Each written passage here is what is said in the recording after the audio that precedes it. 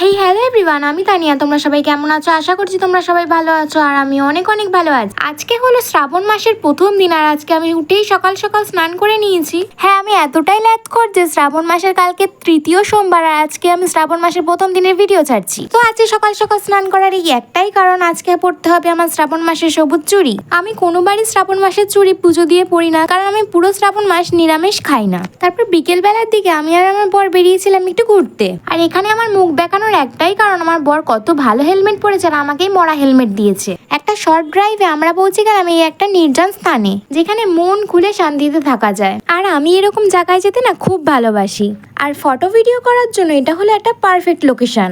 তারপরে আমাদের যত ফটো ভিডিও করা ছিল সেটা করেই আমরা বেরিয়ে যাই ওখান থেকে। আর এখানে কিন্তু একটা সুন্দর ঝিলও রয়েছে, সেখানে আবার বোর্ডও চলে। আর বাড়ির দিকে আসার পথে আমরা দাঁড়িয়েছিলাম একটা চায়ের দোকানে। আমি যেহেতু চা খাই না, তাই আমি সেই ছোট্টবেলায় মশলা লাগানো পাঁপড়গুলোই খেয়েছিলাম। তারপরে এই বাচ্চাগুলোকে বিস্কুট খাইয়ে আমরা চললাম বাড়ির পথে। So by everyone.